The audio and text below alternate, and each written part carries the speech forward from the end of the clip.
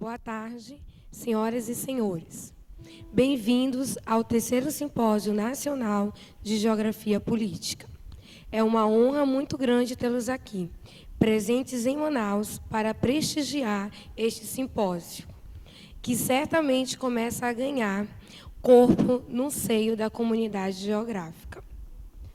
Depois de ter sua primeira edição realizada em Curitiba, em 2009, organizada pelo professor Nilson Fraga, hoje professor da Universidade Estadual de Londrina, e o segundo, em 2011, realizado na cidade de Foz do Iguaçu, também organizado pelo professor Nilson, a Universidade Federal do Amazonas, através do professor Ricardo Nogueira, com apoio da Universidade Estadual do Amazonas, representada pela professora Ana Paulina, e do Instituto Nacional de Pesquisa da Amazônia, através do professor Roberto Oliveira, assumiram a tarefa de organizar a sua terceira edição.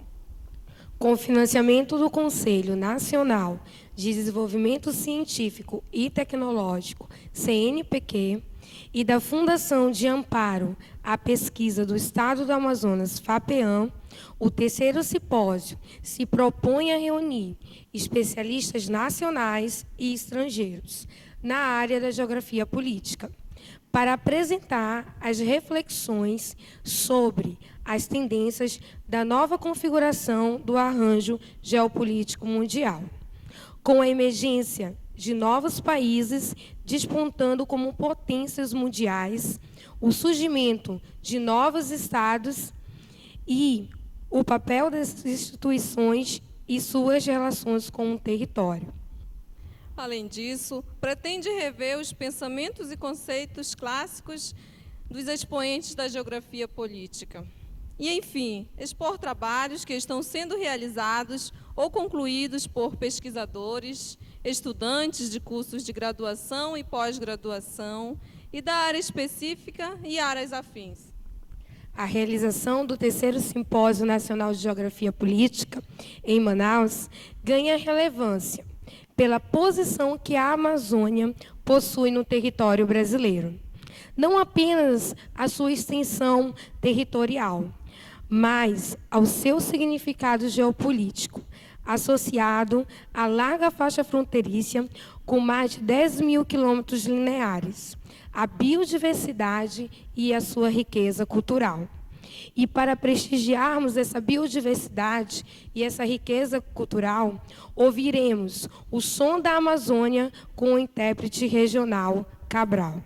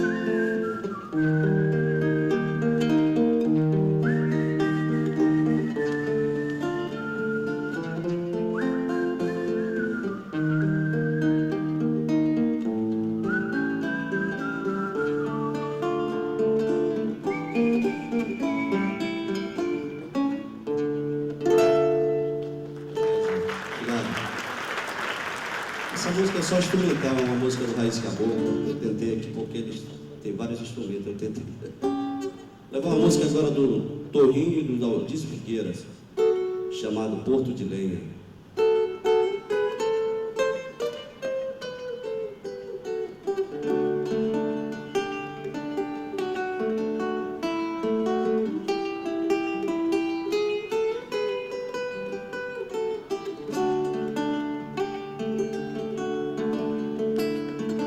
Porto de lenha, tu nunca serás liberto.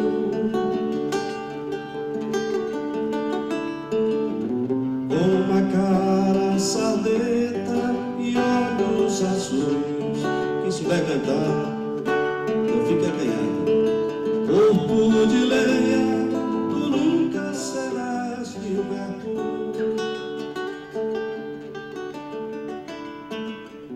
Com uma cara sardenta e olhos azuis.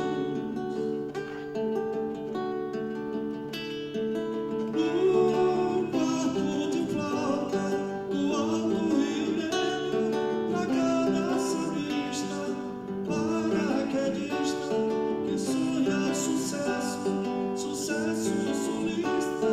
Em cada navio, em cada cruzeiro, em cada cruzeiro, das quadrilhas de turista.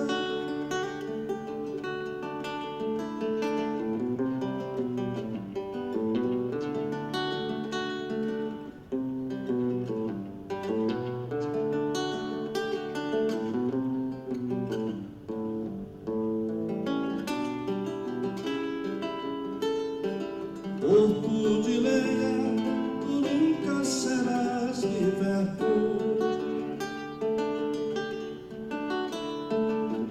Com uma cara sardenta e olhos azuis. Porto de lenha, tu nunca serás liberto. Com uma cara sardenta e olhos azuis. Um quarto de flauta do alto Rio Negro, pra cada sambista, paraquedista, que sonha o sucesso, sucesso sulista. Em cada navio, em cada cruzeiro, em cada cruzeiro, as quadrilhas de turista. Porto de lenha, tu nunca serás liberto. Com uma cara sardenta e olhos azuis.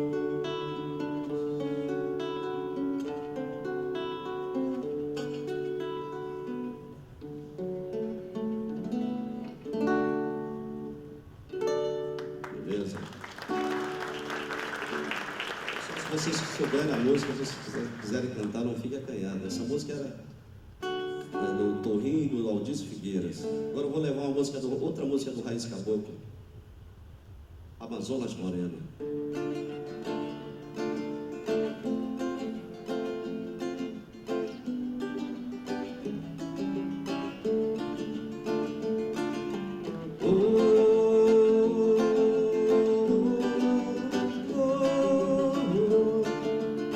Amazonas moreno, tuas águas sagradas são lindas estrelas, são cantos de fadas rodando sininho.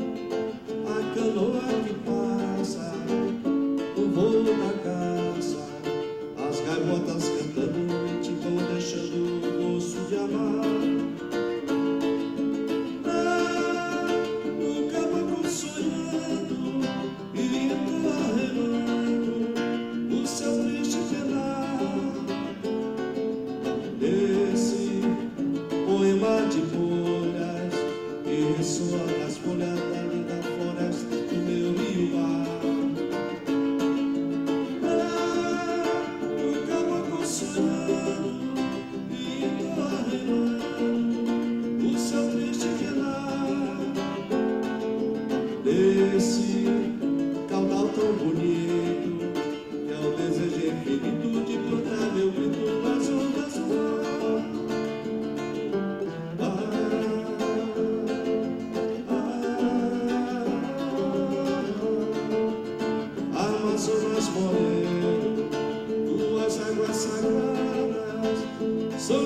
estrada são conto de fadas no meu conselho. A canoa que passa, o voo da caça, as gaivotas cantando em timbom, deixando o gosto de amar. O caboclo sonhando, indo arremando o seu triste penar. Desse poema de folhas que ressoa nas folhas da linda floresta do meu rival. O caboclo sonhando, indo arremando o seu triste penar. Nesse caudal tão bonito, que é o desejo infinito de plantar meu grito nas ondas do mar. É o desejo infinito de plantar meu grito nas ondas do mar.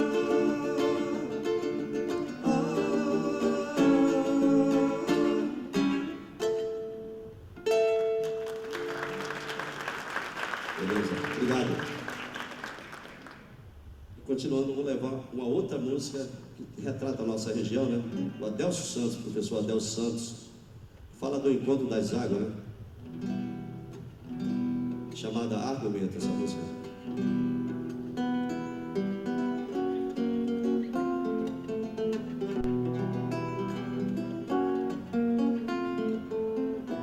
Em questão de Solimões, fundamental é saber que o negro não se mistura com a amarela, é saber que o negro não se mistura com a amarelo. Não mate a mata, não mate a mata, virgem verde bem que merece consideração, a virgem verde bem que merece consideração.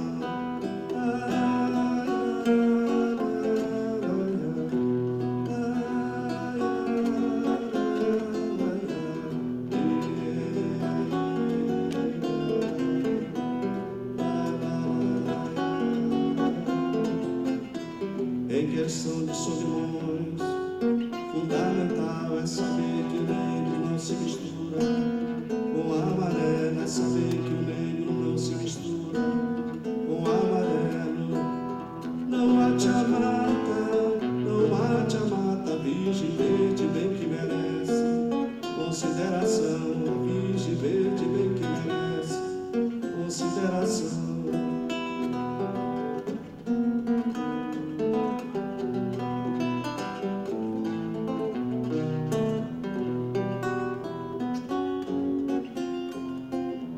Em questão de Solimões, fundamental é saber que o negro não se mistura com a amarela, é saber que o negro não se mistura com a amarelo.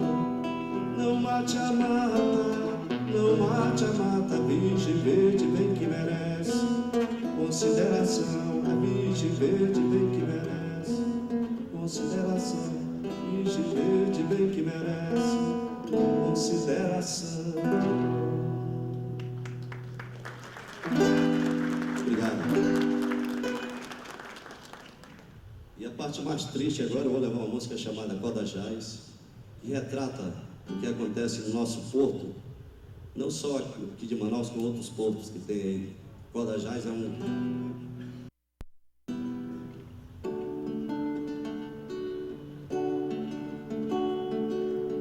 o primeiro porto sem portaria, mas com toda porcaria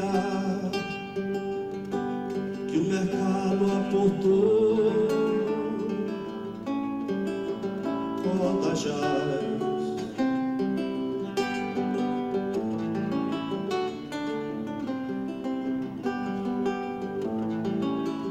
o primeiro porto sem portaria, mas com toda porcaria que o mercado aportou. Codajás,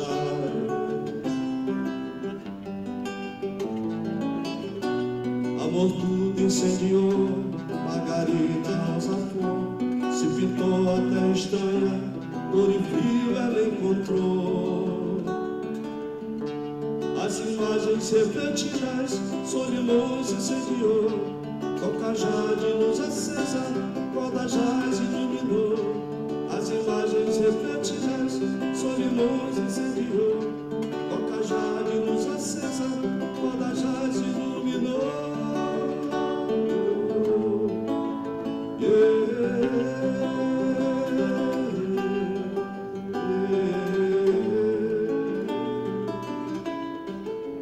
Corda jaz,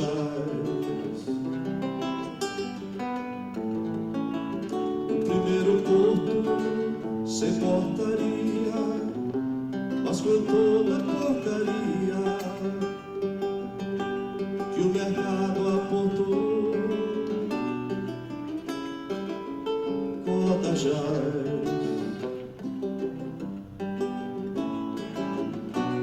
amor tudo incendiou. Margarida Rosa Flor se pintou até estranha, dor e frio ela encontrou. As imagens refletidas, Solimões incendiou, Cocajá de luz acesa, corda jaz iluminou. As imagens refletidas, Solimões incendiou, Cocajá de luz acesa, corda jaz iluminou.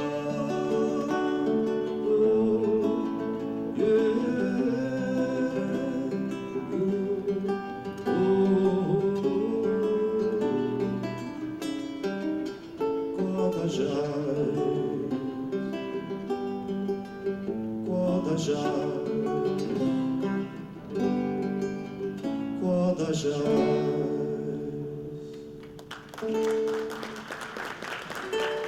Beleza, obrigado. Para compor a mesa de abertura, convidamos o diretor do Instituto de Ciências Humanas e Letras da UFAM, Nelson Noronha.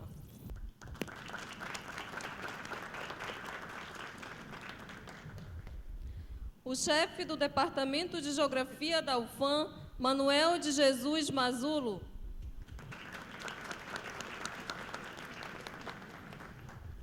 A representante da Universidade Estadual do Amazonas, Ana Paulina Aguiar Soares.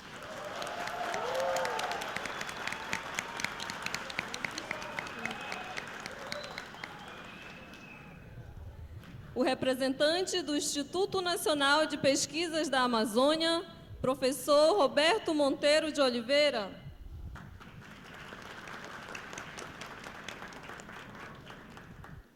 E o coordenador do evento, professor Dr. Ricardo José Batista Nogueira.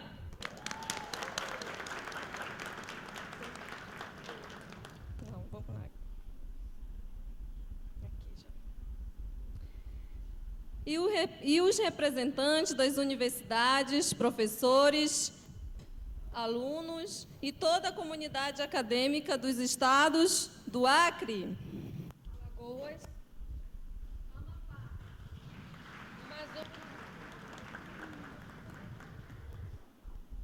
Amazonas, isso, Bahia, Ceará, Distrito Federal, Mato Grosso, Goiás, Mato Grosso do Sul, Minas Gerais, Pará, Paraíba, Paraná, Rio de Janeiro, Rio Grande do Norte, Rio Grande do Sul, Rondônia, Roraima, Santa Catarina São Paulo e Tocantins. Agora todos uma salva de palmas, porque vocês estão de parabéns. Obrigada pela participação de todos. Passamos a palavra agora para o coordenador-geral do evento, professor Dr. Ricardo José Batista Nogueira.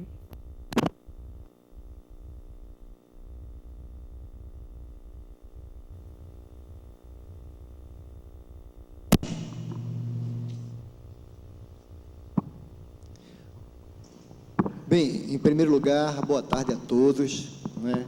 Quero dizer que é uma grande satisfação, né, tê-los aqui conosco, né, os colegas que vieram de fora do estado do Amazonas, né?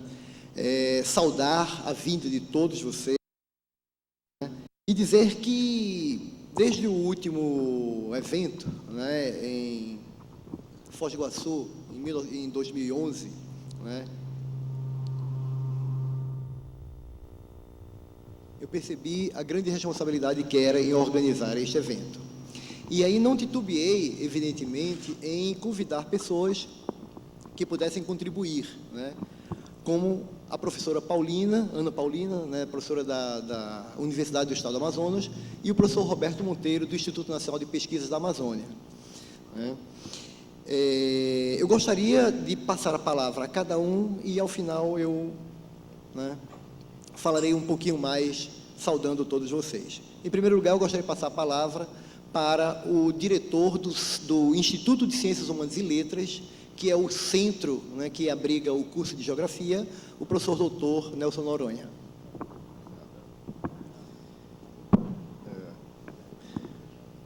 Boa tarde a todos. Bem, eu quero renovar meus cumprimentos, agradecer ao professor Ricardo, professor Mazulo, professora Ana Paulina, professor Roberto e a todos os demais organizadores do evento. É com grande satisfação que o Instituto de Ciências Humanas e Letras recebe docentes, discentes, pesquisadores de todo o país e de outros países que chegam aqui em Manaus para a realização desse terceiro Simpósio Nacional de Geografia Política.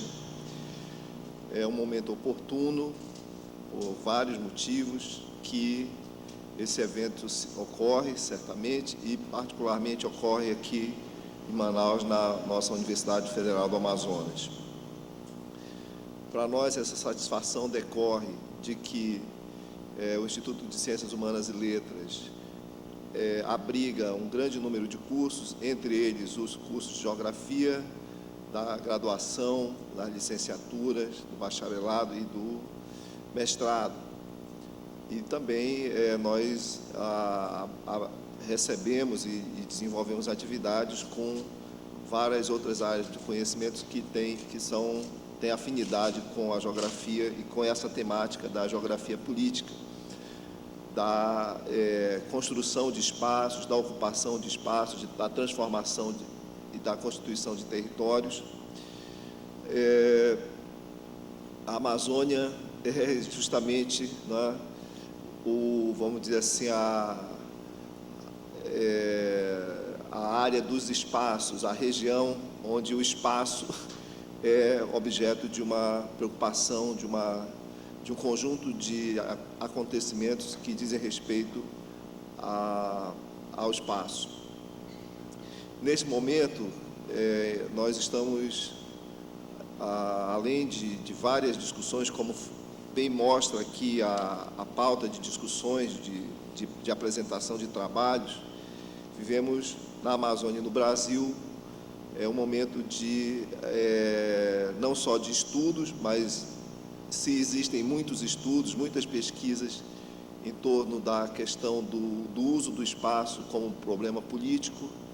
Isso decorre justamente do grande número de problemas fundiários, históricos, né, da presença do Estado, da busca da presença do Estado em todo o espaço aqui na Amazônia e no território nacional, que gera um grande número de conflitos. Então, é necessário realmente que nós, a contribuição que a universidade pode dar à sociedade para enfrentar os conflitos, a propor soluções para os conflitos gerados pela ocupação desordenada ou ordenada, planejada ou não, do nosso território ou do território do planeta,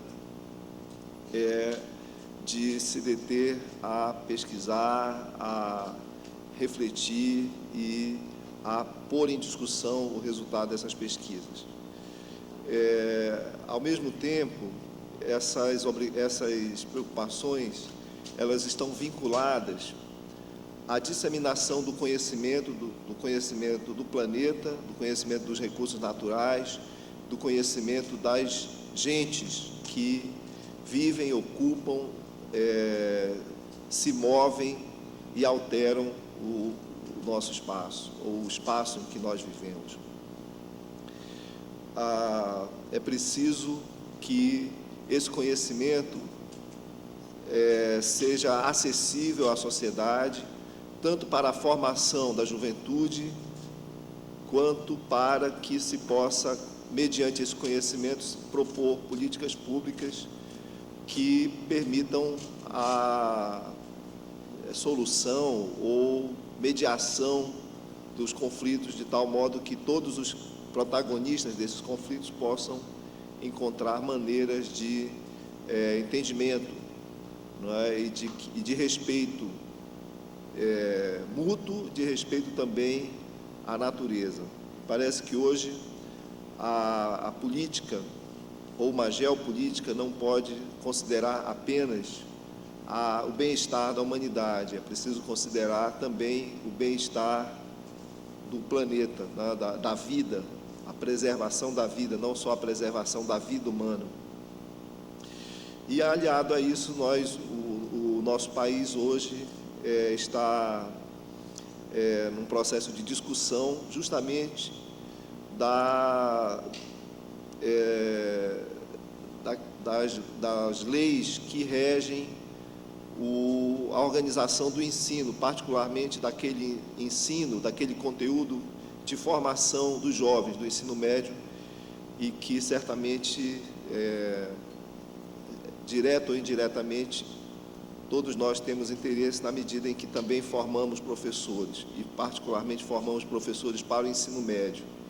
Então é necessário que nós estejamos atentos àquilo a esse processo de mudança da legislação educacional que visa a alteração do currículo do ensino médio de modo geral, né?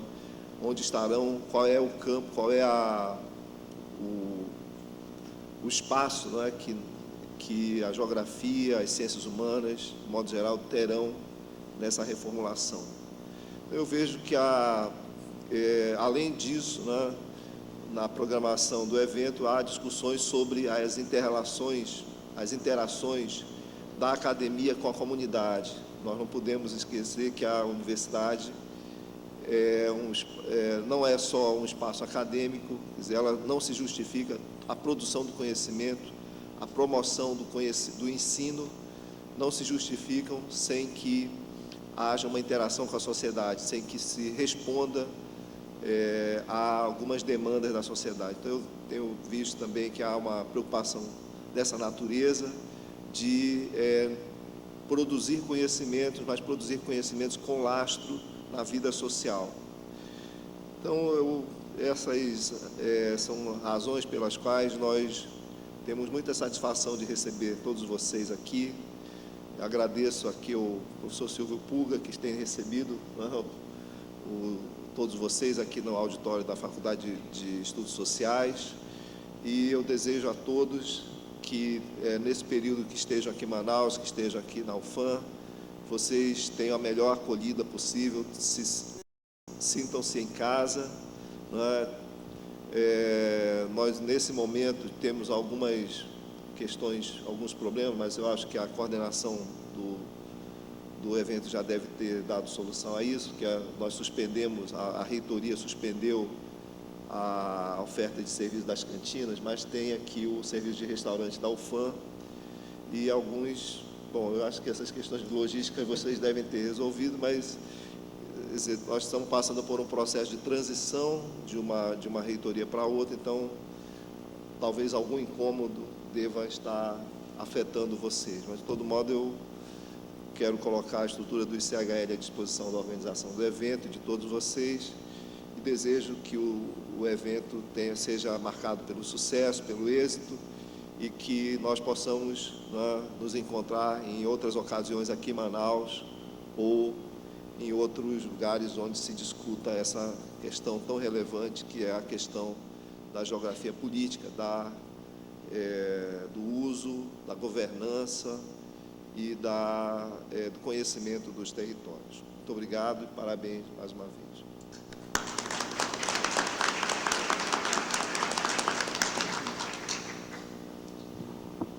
Bom, eu passo a palavra agora ao professor Manuel Mazulo, chefe do Departamento de Geografia.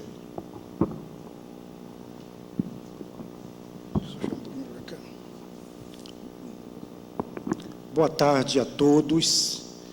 Em primeiro lugar, cumprimentar o diretor do Instituto de Ciências Humanas e Letras, professor Dr. Nelson Noronha, coordenador do terceiro Simpósio Nacional de Geografia Política, professor Dr. Ricardo José Batista Nogueira, o professor Dr.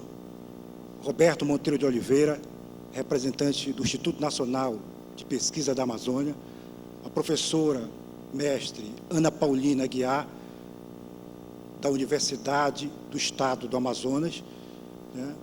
Bom,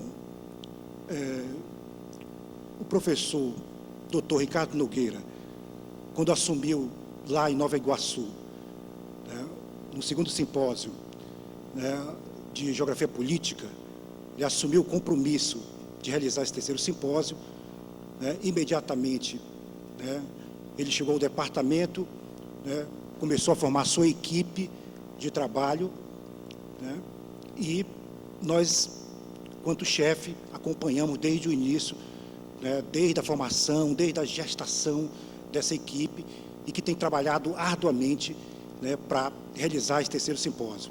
Né. Então, em nome dos alunos da graduação, aqui eu destaco, né, o nome do Tiago, e em nome dos alunos da pós-graduação, que tem também se empenhado muito na realização desse evento, né, o nome aqui da Jacilene, né, e da Fabiana, né, representando, né, os alunos da graduação e da pós-graduação para a realização, né, do terceiro Simpósio Nacional de Geografia Política.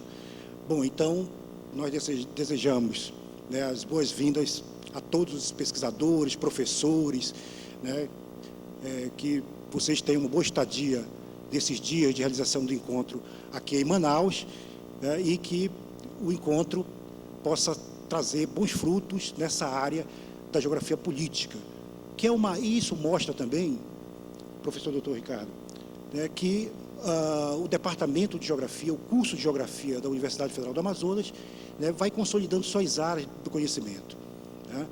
Então, realizar esse terceiro simpósio, né, para nós, aqui do Departamento de Geografia, sem sombra de dúvida, né, é um momento importante, né, para o curso, para consolidar essa área do conhecimento, que é a geografia política, né, assim como tem sido realizado, né, outros eventos, né, das outras áreas, ou seja, que outros professores têm conseguido, né, trazer aqui para ser realizado pelo curso de Geografia da Universidade Federal do Amazonas. Então, portanto, né, para nós, né, que estamos na chefia do departamento, né, do curso de Geografia, né, esse evento é importantíssimo, né, porque consolida, né, essa área do conhecimento.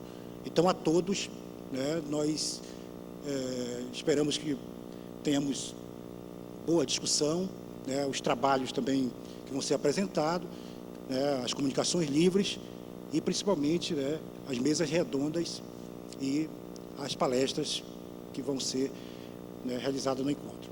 Então, desejamos a todos, né, uma boa estadia em Manaus. Muito obrigado.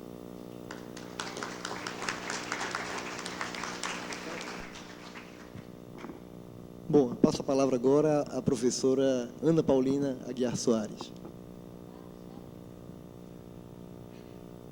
Boa tarde a todos. Em nome do professor Ricardo Nogueira, cumprimento a mesa e falo em nome da Universidade do Estado do Amazonas, que é uma universidade com menos de 12 anos, com curso de Geografia em Tabatinga, na fronteira com a Colômbia e com o Peru, em Tefé, no Alto Solimões, em Parintins, no Baixo Amazonas, em Manicoré, com curso de formação de professores no Médio Rio Madeira, e em Manacapuru, no Baixo Solimões. aqui representada por nossos alunos de todos esses municípios, praticamente, por isso esse barulho que eles fizeram, vocês estão vendo. E, sim, em nome dessa nossa universidade, nós cumprimentamos a todos vocês que nos atenderam ao nosso chamado de participar aqui em Manaus, sabendo da distância, sabendo dos custos que são elevados de vir para cá. No momento em que a universidade está em férias e que, como o professor Nelson falou, temos algumas dificuldades para recebê-los melhor do que nós pensávamos em acolhê-los. Temos mais de 300 inscritos, o que nos alegra bastante e, ao mesmo tempo, nos dá muita responsabilidade devido a todas as dificuldades que estamos encontrando.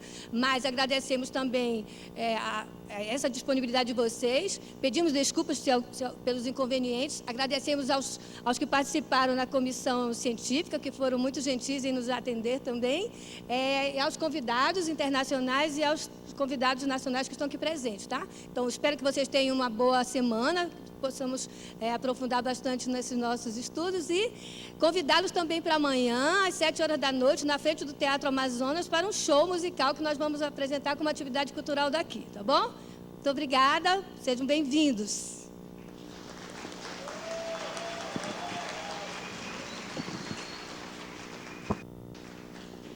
Bem, agora eu passo a palavra para o professor Roberto Monteiro, do Instituto Nacional de Pesquisas da Amazônia.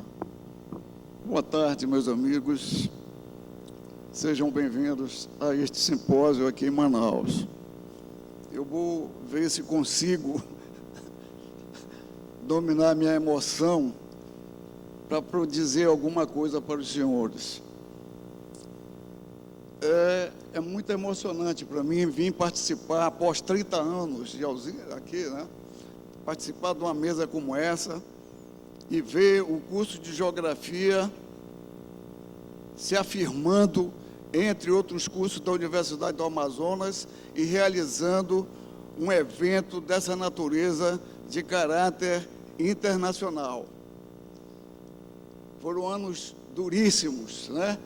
Para nós, veteranos dessa luta, fundar o curso de Geografia na Universidade do Amazonas. Nós vivíamos um período terrível, os cursos de História e Geografia tinham sido reduzidos à condição de estudos sociais, né? Para que exatamente se evitasse essa reflexão a respeito da estrutura de poder que se estava implantando em nosso país. Mas nós não nos intimidamos, nós fomos à luta, enfrentamos, fizemos passeatas, e conseguimos fazer aqui, fundar o curso de Geografia na Universidade do Amazonas. Começamos com a licenciatura, depois passou para o bacharelato e depois consolidamos as licenciaturas pelo interior. Então, ninguém acreditava. Aqui mesmo, dentro do CHL, havia uma descrença de que os companheiros da Geografia não seriam capazes de sustentar um curso dessa natureza, dessa envergadura. Mas nós fomos a lutas, fundamos o curso de Geografia. E fizemos todos uma trajetória de lutas, né, aqui, e o curso sempre cada vez mais se afirmando dentro do conceito da universidade.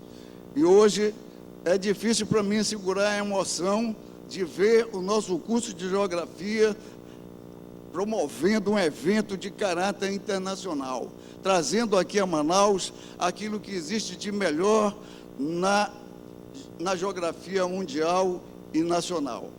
Então, apenas para mostrar aos senhores que o curso de Geografia da Universidade do Amazonas, ela se insere nessa luta heróica de todos nós amazonenses, que nós somos capazes de realizar as coisas aqui, sim, né? Nós somos capazes de fazer o enfrentamento contra esse capitalismo, que eu não diria selvagem, porque se fosse selvagem era bom, e nos afirmarmos que nós temos também condição. Existe homens sérios aqui, que estão lutando pela defesa dos nossos valores tradicionais. Não quero me alongar, quero apenas agradecer o convite que me foi feito para participar da elaboração desse simpósio, né? Estivemos sempre presentes, todo o apoio que foi possível do INPA foi dado, foi colocado. Algumas coisas que seriam da parte do INPA não vão ser realizadas por motivos alheios à nossa vontade, né? Mas a nossa programação oficial está assegurada, né? Inclusive, conversei com o chefe do gabinete lá do Comando Militar, o general estará presente aqui. Então, é um outro momento que nós estamos vivendo, né? Poder trazer um general e vir conversar aqui com a gente, dialogar, saber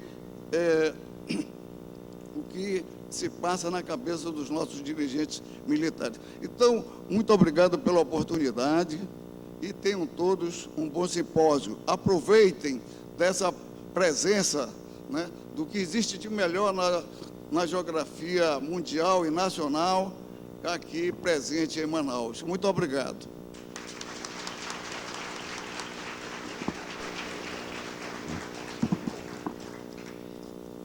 Bem, eu queria encerrar essa sessão, mas antes agradecer, né, a vários colegas, né, dispersos pelo Brasil, que compuseram a comissão científica do evento, que contribuíram com a avaliação dos diversos trabalhos que foram encaminhados, né. Quero agradecer também a toda uma equipe de estudantes que nos ajudaram a montar tudo isso, né. Dizer que as mesas foram pensadas assim com muito cuidado, tanto a temática quanto a própria composição, né, da mesa, né.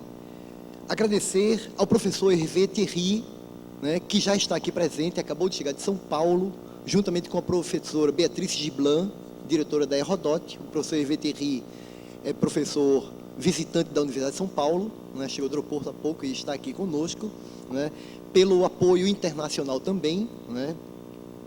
E também agradecer às instituições de fomento, né, a nossa Fundação de Amparo à Pesquisa, ela tem somente 10 anos, mas tem dado uma contribuição substancial, né, ao desenvolvimento de atividades, né, de pesquisa no estado do Amazonas, né.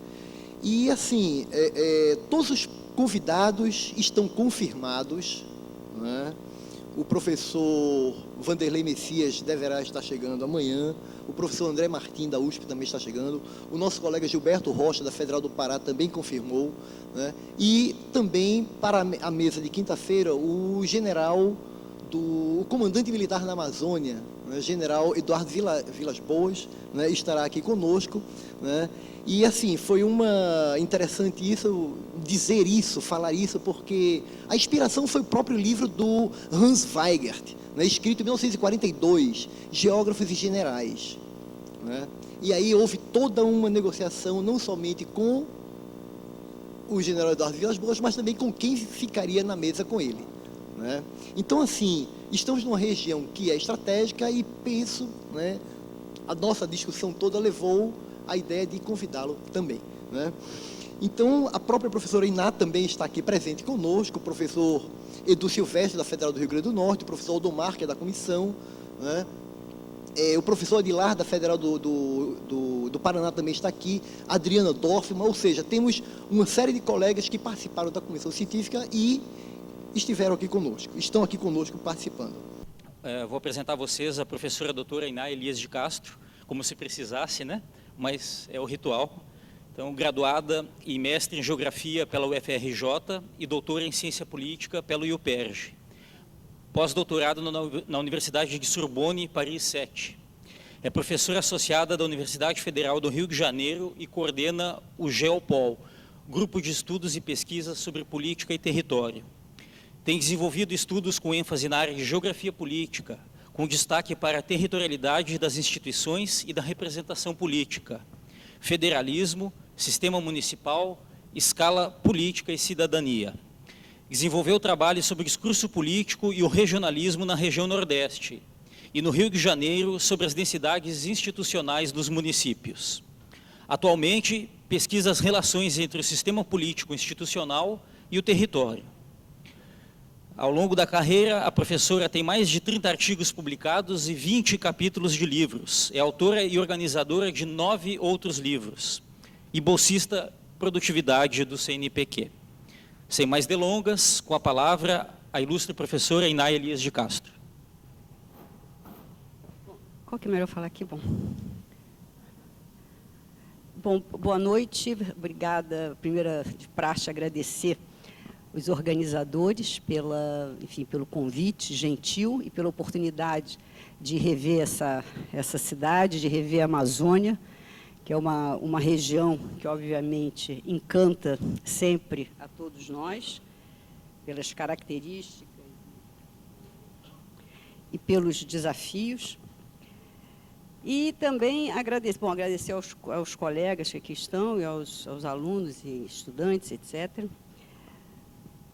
Sobre o tema, sobre a minha apresentação, a ideia é fazer uma apresentação um pouco mais curta, e para justamente abrir os comentários do colega e para os debates, para ver a chance de questões e debate, que eu acho que isso aqui é a oportunidade que uma mesa como essa nos dá.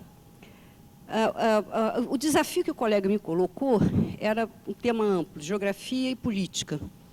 Eu quis ficar dentro do tema, e aí eu coloquei o título da minha apresentação, Entre a Política e a Nova Agenda da Geografia, partindo do princípio de que, a princípio eu achei que o trabalho seria um pouco banal fazer essa relação entre a política e a geografia, mas depois eu me dei conta que não é tão banal assim, porque quando eu estou falando em política, eu estou falando entre a política como ciência política, estabelecida a partir da filosofia política, com toda uma base conceitual específica da política, e não a política como um lato sensu, uma palavra mais geral, então uma palavra mais específica da ciência. E aí a ideia de que essa relação entre a geografia e a política, ela é inequívoca, porém não é uma relação banal, quer dizer, ela é inequívoca, porém não tão simples a ponto de ser banal e nem tão complexa a ponto de ser de difícil compreensão. Na realidade, a ideia aqui não é fazer uma história da geografia para tentar entender os vínculos com a política, mas a ideia é mostrar os pontos de convergência da política com a geografia, ou seja, como o problema político ele se torna, ou ele pode ser visto como uma questão geográfica. Então, nessa perspectiva, parece que é possível compreender a geografia política, ou a geografia, tout court, e a renovação na atualidade. Bom, o ponto de partida é que é um componente espacial do fato político, o que possibilita analisá-lo na perspectiva da geografia.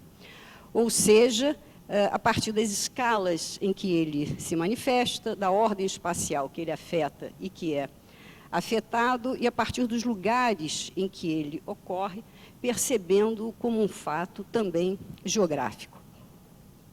Afinal, os conflitos, as disputas, os interesses que são fundadores das matrizes intelectuais das subdisciplinas mais consolidadas da geografia humana, como a geografia econômica, urbana e agrária, são fenômenos evidentemente políticos.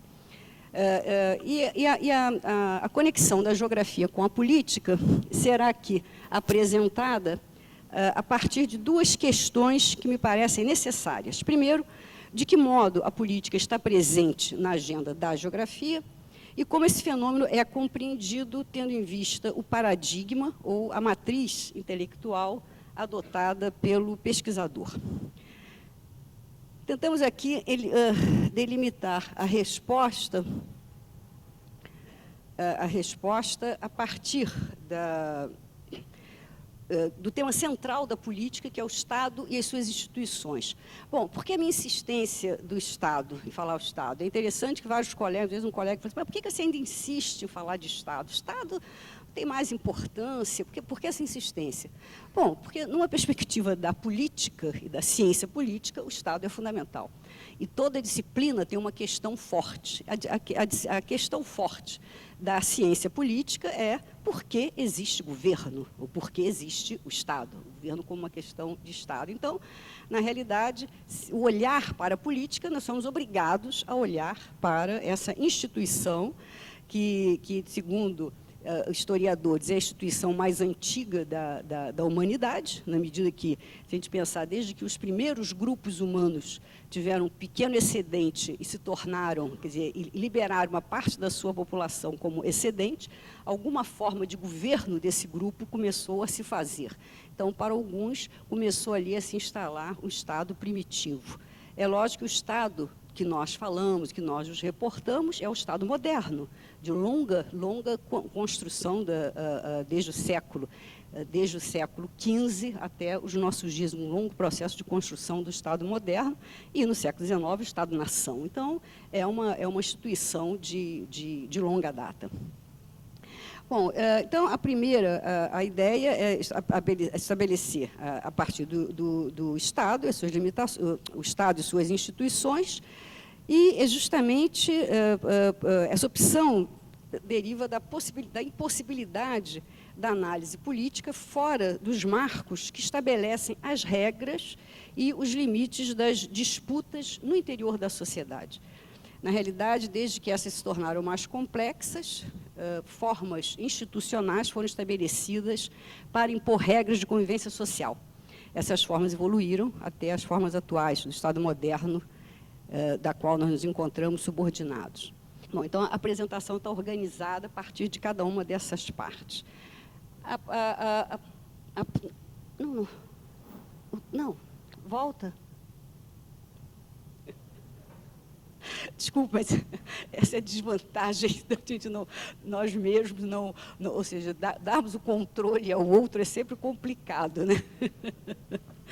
Bom, o Estado ele é um tema central da geografia política e tem a sua matriz teórica e conceitual, como já foi dito, na filosofia e na ciência política. Então, o Estado moderno e o Estado-nação são questões, poderíamos dizer, sem exageros, fundadores da subdisciplina, e a intersecção com a ciência política, no caso, ela é necessária. Se a gente voltar, eu fiz uma volta aí, tanto vou lá no Maquiavel, no Turgot e no Ratzel.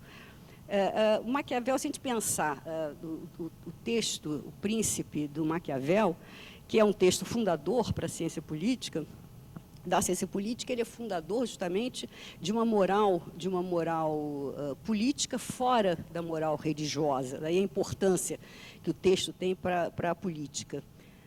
No caso da geografia, o que é interessante, que deve nos chamar a atenção, a grande questão de Maquiavel para o Príncipe era justamente como manter as fronteiras, como delimitar e manter fronteiras seguras para ter um território e ter, então, um formato institucional duradouro.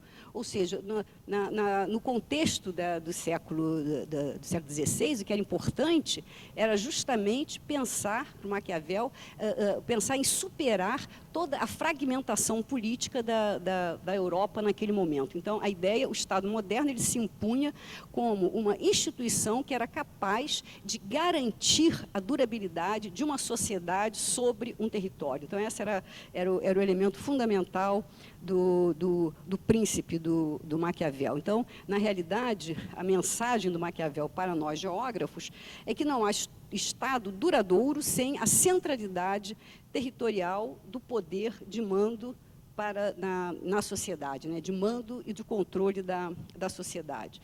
Então, a capacidade de preservar no tempo a integridade do território era a condição necessária para o Estado moderno, como uma instituição capaz de superar a fragmentação e a instabilidade do território, dos impérios, dos reinos, e inaugurar um novo ambiente de relações políticas que despontavam no horizonte político da idade, no horizonte político da Idade Média Europeia. O que é interessante na fala do colega anterior, o professor Kolosoff, uma boa parte daqueles estados, da questão das fronteiras que ele traz, na realidade são áreas, são territórios que jamais foram foram modernizados no sentido institucional. Eles jamais tiveram a experiência histórica da racionalidade da divisão do território, dessa racionalidade institucional do Estado moderno, né? Daí essa é uma forma importante de olhar para a diferença no mundo. Bom, no século XVIII, o termo geografia política foi usado pela primeira vez pelo economista francês Jacques Turgot, e o projeto de uma teoria da geografia política, em que ele apresentava um tratado do governo, uma tentativa da interseção do político com o geográfico, obviamente inspirado em Montesquieu, mas o que é interessante, a sua preocupação era demonstrar como o governo começa nos estudos dos fatores geográficos da política, o que antecedeu a participação política do Turgot como intendente de Limoges, e que possibilitou a sua prática das ideias e inspirou o texto como a dissertação sobre as municipalidades, de 1778. Bom, no final do século XIX, início do XX, Ratzel teve clareza sobre a importância do território para as nações em geral e a germânica em particular. Na agenda da sua geografia política, a disputa as disputas territoriais entre os Estados europeus era central, e o território como exercício do poder político definiram os postulados, os fundamentos postulados da sua geografia política. Para ele, o Estado é a instituição mais importante, estratégica para a sociedade. Então, nessa razão que a geografia política clássica elegeu o Estado como objeto privilegiado, mesmo se nesse período o viés determinista e naturalista da geografia buscasse identificar como a natureza moldava a política, com explicações hoje absolutamente superadas. No século XX, as correntes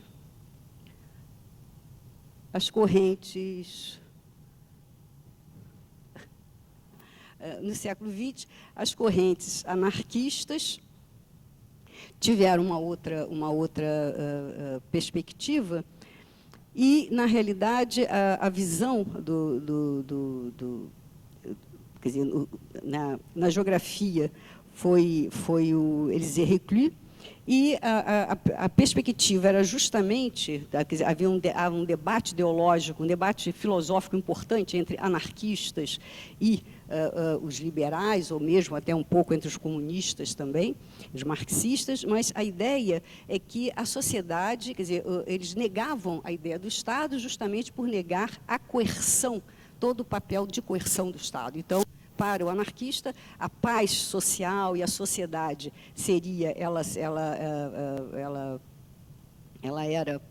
era um tema que não era necessário, uma vez que as sociedades deveriam transcender a ideia do Estado e buscar toda a sua ordem numa relação harmoniosa do homem com a terra e dos homens entre si, e não a transcendência, e com isso transcenderiam o poder despótico subsumido no fato político da proteção que, teoricamente, o Estado daria àquelas sociedades. Então, é interessante que há uma oposição importante. A gente vai ver que, na geografia, existem influências importantes dessas correntes marxistas e das próprias correntes mais pluralistas, digamos assim, em relação à ideia de Estado ou em relação à ideia da superação da forma Estado. Na segunda metade do século XX, tive Lacoste, com seu libelo La Géographie ça sert d'abord à faire la guerre, a geografia serve de mais nada para fazer a guerra, criticou duramente o que ele chamou de geografia dos Estados maiores, encoberta na pretensa neutralidade descritiva da disciplina. A geografia crítica se impunha com os pressupostos do materialismo dialético e com o rompimento com o positivismo e com a negação do que foi considerado uma geografia tradicional. O efeito da matriz marxista sobre o Estado como tema foi imediato, desde a tentativa de eliminá-lo da pauta da disciplina, substituindo por um polissêmico conceito de poder, até a sua demonização. No entanto, temas inescapáveis da geografia, com evidentes nexos com a forma Estado, paradoxalmente permaneceram. as análises sobre a dinâmica interna das cidades, por exemplo. É impossível conhecer a dinâmica interna da cidade vendo apenas a economia, apenas o capital, né? Se você não conhecer as forças políticas, como a sociedade se organiza e como a estrutura de poder político se organiza, a gente não consegue entender, né? Mesmo a ideia da favelização, ela é muito mais um problema da falta de uma política pública de habitação do que da pobreza, né? Então, existem questões, a questão da política pública, então existem temas essenciais que são no campo da política e que a geografia deve entender. As dinâmicas agrárias também, a questão da propriedade da terra, como é que ela se faz, os grupos de interesse sobre a propriedade da terra, o estudo da geografia econômica, o estudo sobre o planejamento e mesmo sobre a política pública, as políticas públicas, para citar apenas alguns.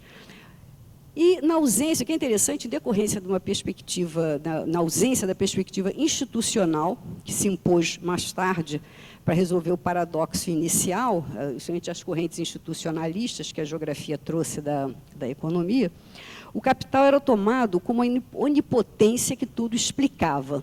E aí eu percebi isso, eu digo, nem os liberais mais convictos seriam capazes de tanto, né? Quer dizer, eu acho que nem os liberais mais convictos são capazes de dar tanto poder ao capital como os marxistas na geografia dão. Então, isso é uma questão que a gente tem que parar para pensar. Eu não encontro um liberal que faça isso, só os nossos marxistas.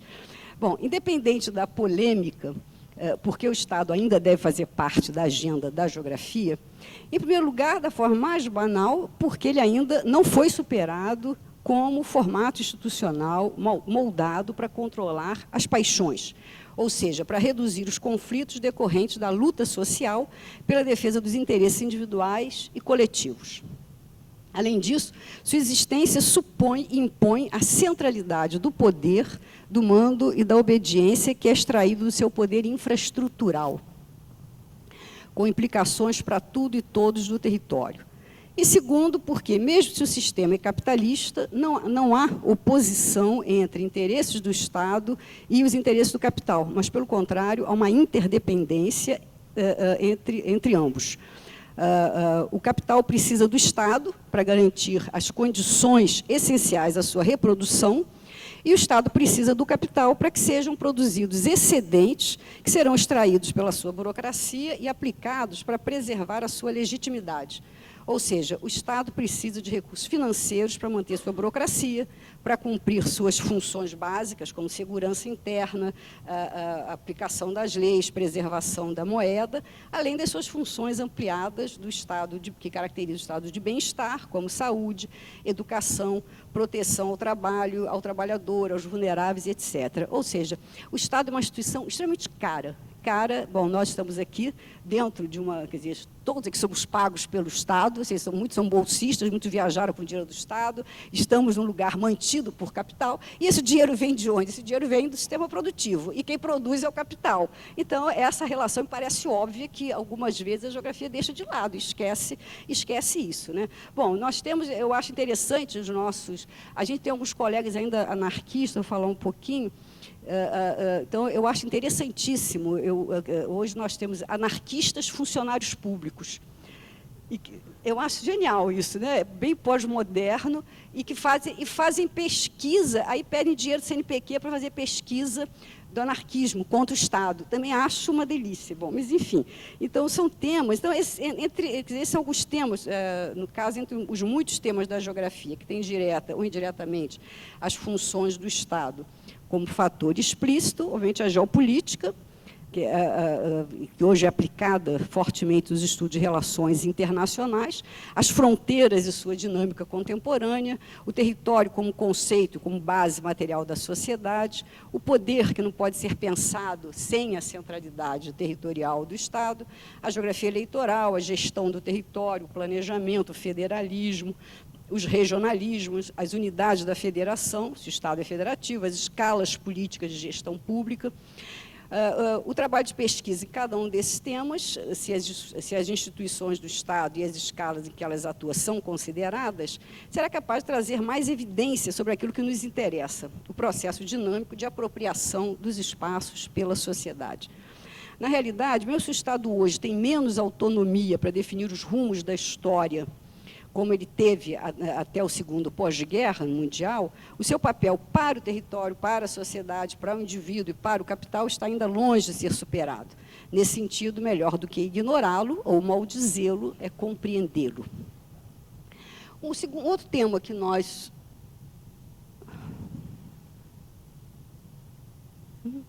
Eu esqueço de mandar passar. Passa.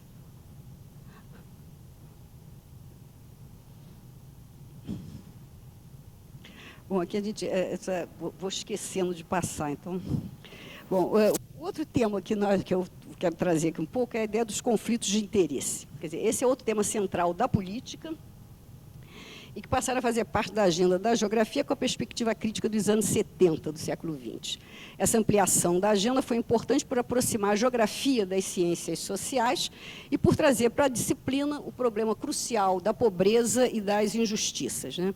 O livro importante, seminal do David Harvey, né, Justiça Social e Cidade, foi um marco dessa nova agenda. No entanto, o campo dos conflitos, percebido pelo marxismo como centrais ao mundo social, está focado na luta de classes e em todos os processos de disputas econômicas desencadeados pelo capital. Mas aos conflitos de interesses não redutíveis às classes sociais, como aqueles de gênero, de religião, etnia e mesmo conflitos etários. Então, a sociedade hoje é atravessada por N tipos de conflitos que não estão limitados aos interesses da classe ou do trabalho. Além disso, com as mudanças do mundo contemporâneo, uma agenda focada na luta de classes ela é muito limitada e não lança a luz sobre os diferentes grupos de interesse e os processos, e os muitos processos que afetam a ordem espacial dos fenômenos. E aqui se deve compreender o debate implícito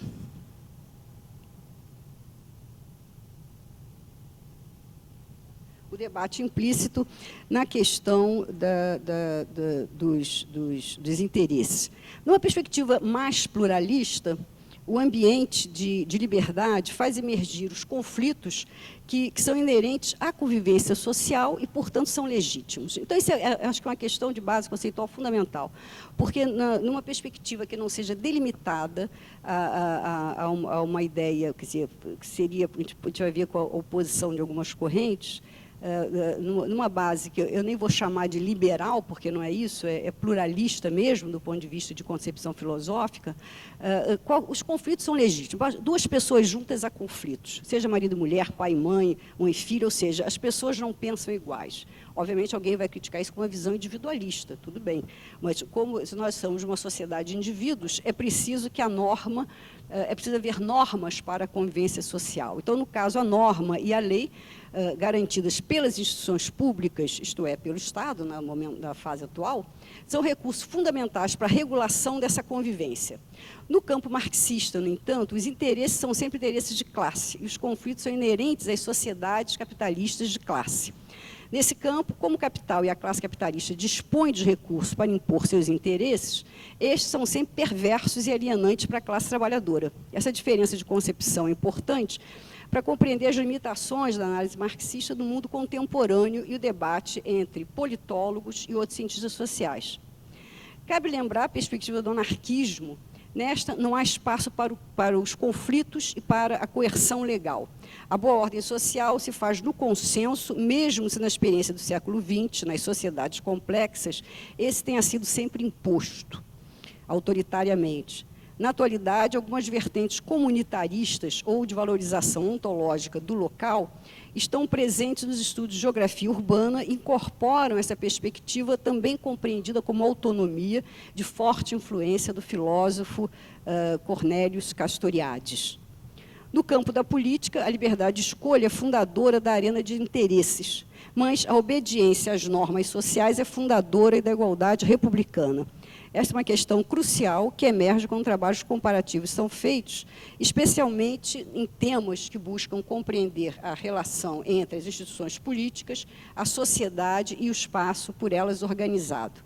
Questões sobre o urbano, a escala local, a cultura adquirem maior visibilidade se a camisa de força da luta de classes ou dos interesses monopolistas do capital é superada.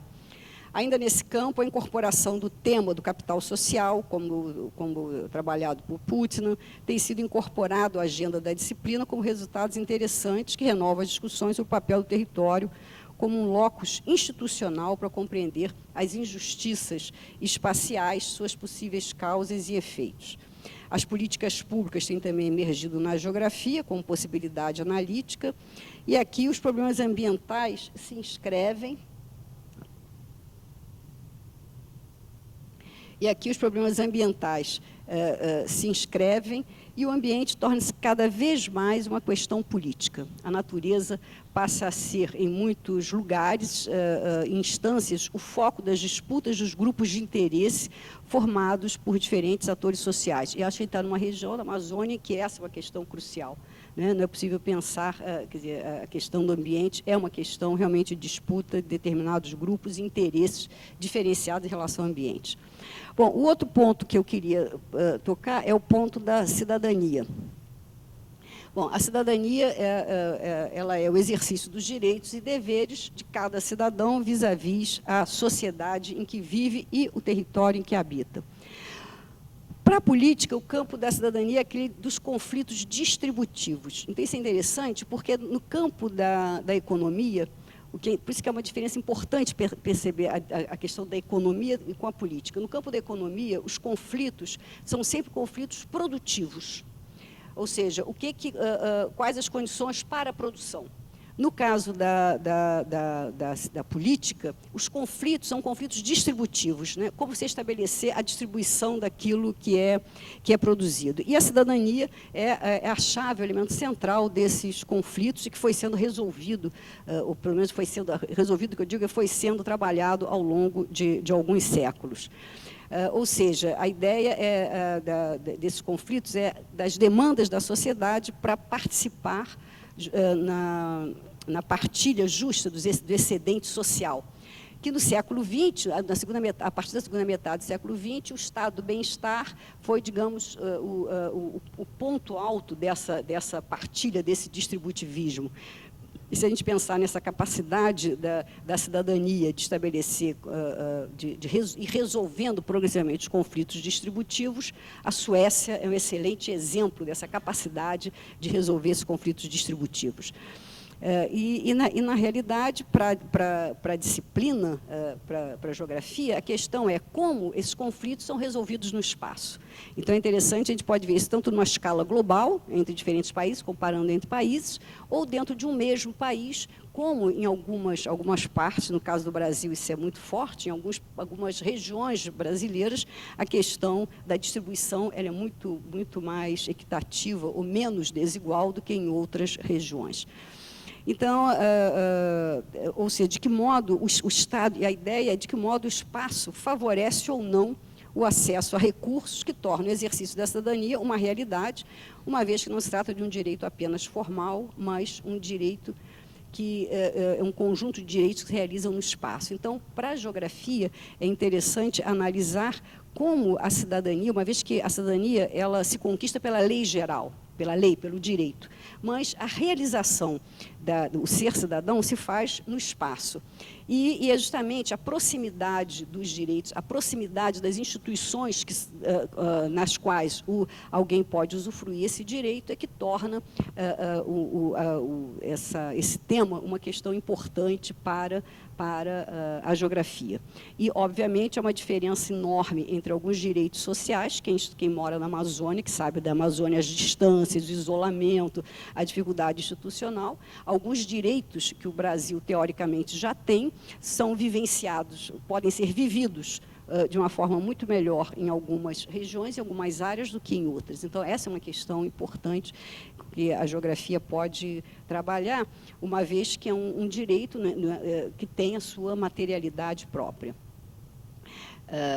E o acesso aos serviços é interessante, Então, e esse campo vai, quer dizer, na realidade, desde, no caso da geografia, a visibilidade do espaço político, da ação das instituições públicas e organizações da sociedade, até as decisões de políticas sociais. É interessante, nós fizemos um trabalho há algum tempo tentando mapear a diferença do território para a cidadania. Então, pegamos alguns recursos, que seriam recursos da cidadania no espaço, alguns recursos formais, e mapeamos, fizemos um índice, mapeamos, e aí é possível ver a enorme diferença regional que existe no Brasil em relação aos direitos, alguns dos direitos sociais, principalmente, né? A ideia, quer dizer, o direito civil, esse é um pouco mais fácil, embora não seja o bico, na medida que você tem um cartório com a certidão de nascimento, é mais fácil do que você ter o posto de saúde, a escola,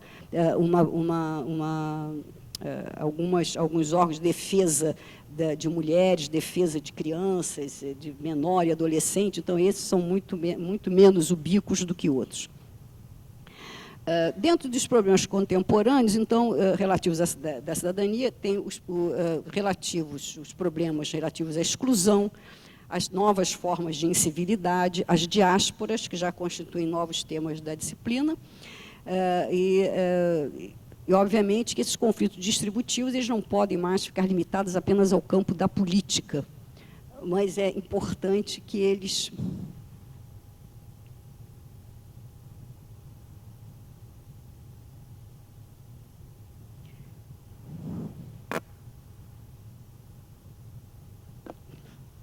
Bom, então, os temas aí, vou começar a ler por aqui, é mais fácil. Exclusão, as diásporas, os conflitos distributivos, que emergem como questões geográficas e que não fazem mais apenas parte do campo da política, como regionalismo, segregação urbana, políticas públicas, e os muitos conflitos que permitem se aproximar a questões de justiça espacial, das densidades institucionais, o capital social e etc. Então, são questões que nos ajudam a compreender um pouco mais a cidadania.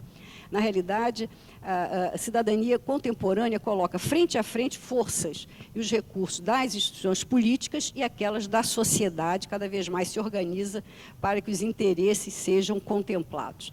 Então, aqui a discussão a questão da esfera pública, muito trabalhada por Habermas, e a ideia da esfera pública, que na geografia foi decodificada como como os espaços públicos. Então, a questão do espaço público é fundamental, porque o espaço público ele é um espelho da sociedade, então ele é um tema importante, como a cidadania vivenciada no espaço público, e, a partir daí, o desdobramento também dos espaços políticos, como a cidadania vivenciada nos espaços políticos, que são fundamentais justamente para ampliar a cidadania, na medida que ela se amplia a partir da política, mas para compreender também a democracia, que é o nosso último ponto. Bom, a democracia, que é certamente, me parece, o fenômeno mais importante da atualidade, né? No entanto, desde que comecei a pensar na ideia de democracia, eu comecei a pensar no estranho paradoxo que essa ideia tem, né? Primeiro, praças que se mobilizam para pôr fim a regimes autoritários. O voto em eleições livres é perseguido como um recurso de libertação para muitas sociedades. E, paralelamente, o desencanto com os mecanismos da representação política, com as persistentes desigualdades sociais, que provoca críticas às bases institucionais da democracia contemporânea.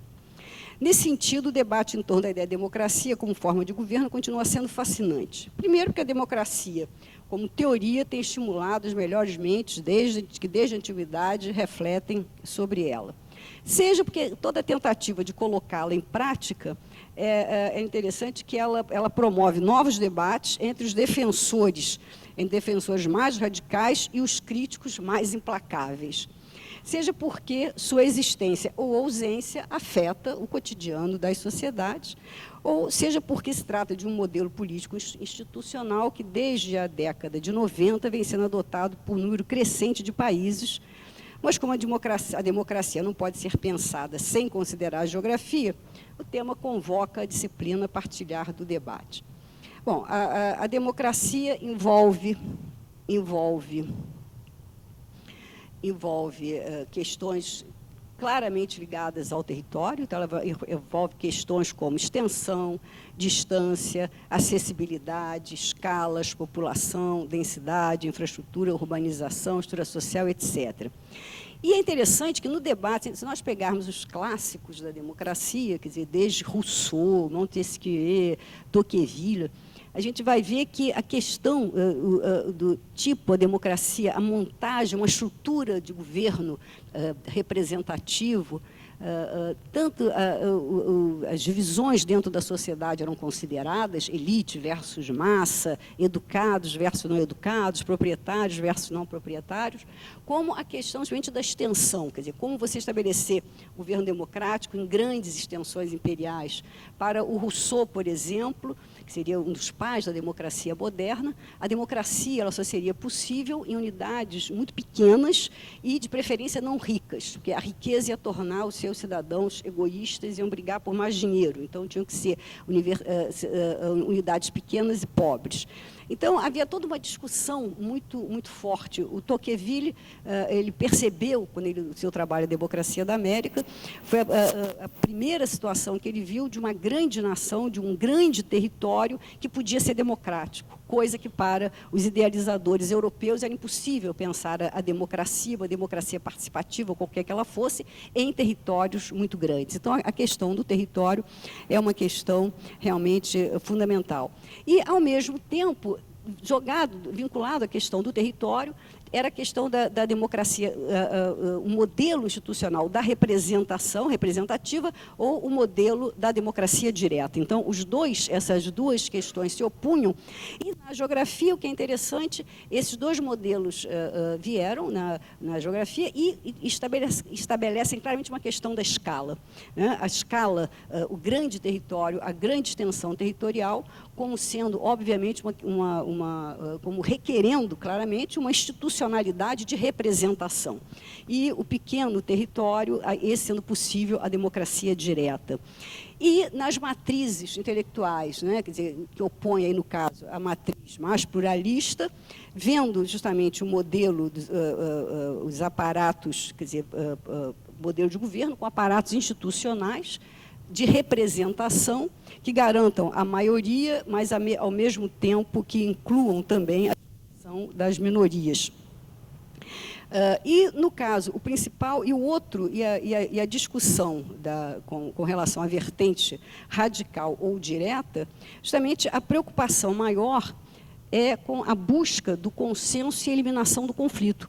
Então, para se obter consenso e eliminar conflito, obviamente você tem uma questão espacial fundamental, quer dizer, dificilmente você vai obter consenso e eliminação de conflito numa escala metropolitana ou numa escala de grande país. Então, ela é muito mais na escala menor.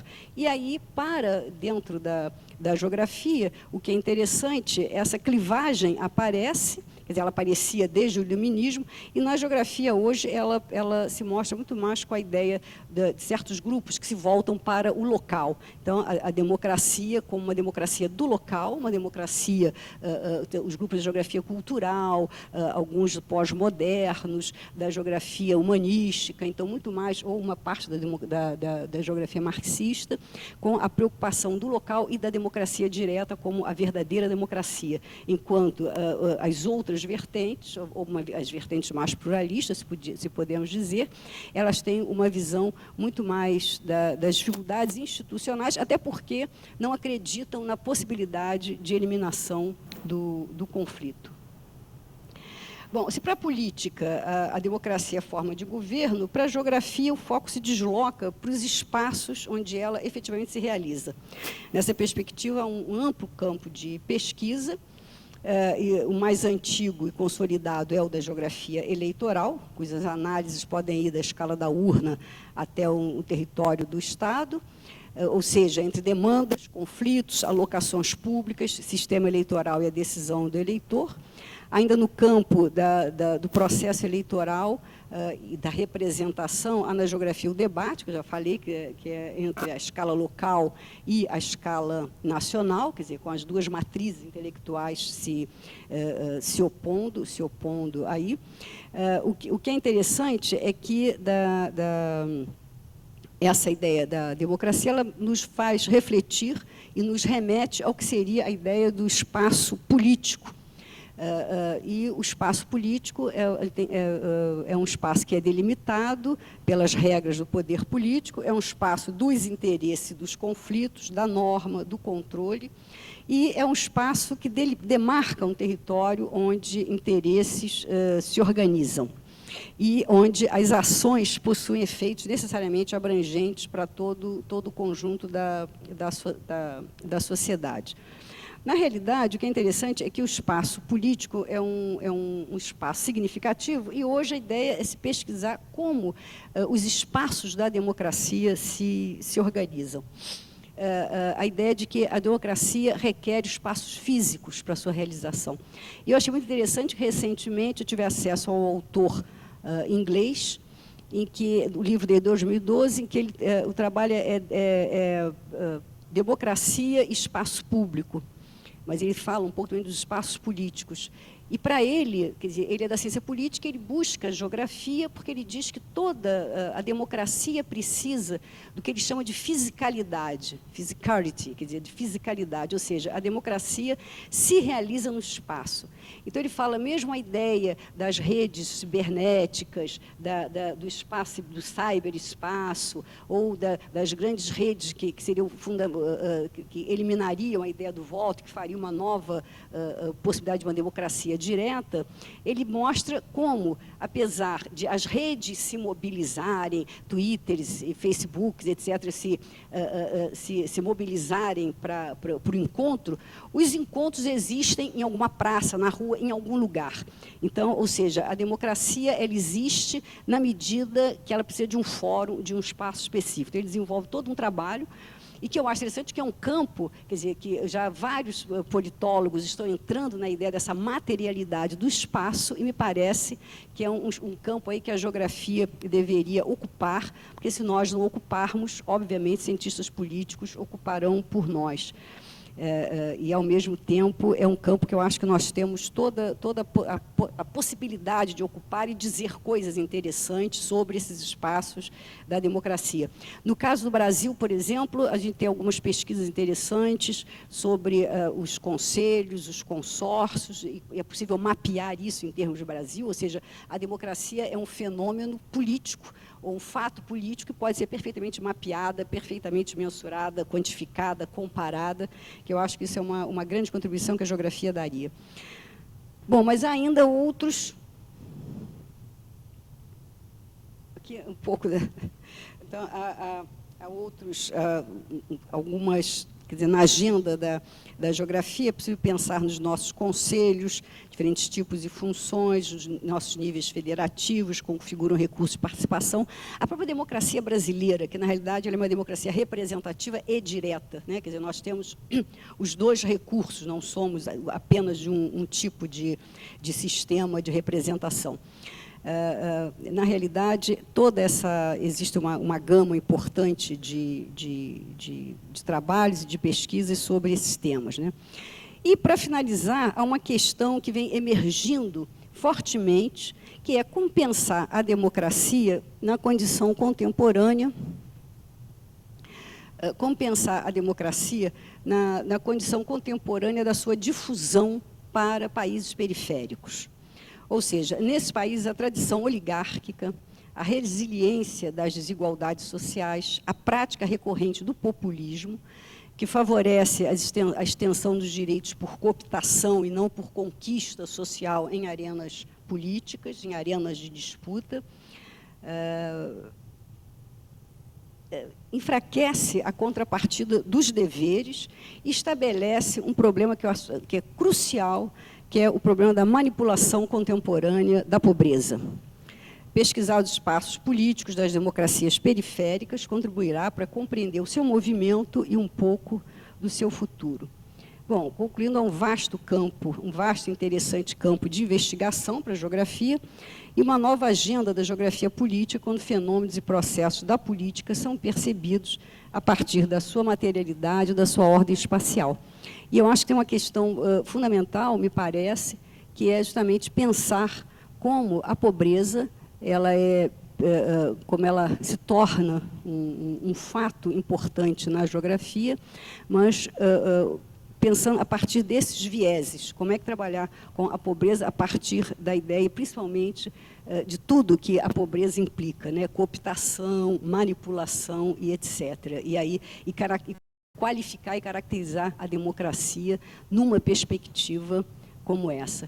Porque me assusta um pouco a gente ver, de certo modo, ao invés de ter perspectivas de incorporar a pobreza para sair dela, a gente tem uma glamorização da pobreza para acalmá-la, né? E não torná-la um ser político reivindicador. Então, isso é alguma coisa que nós temos que pensar, e acho que a geografia pode pensar em relação a isso. Bom, só isso, muito obrigada.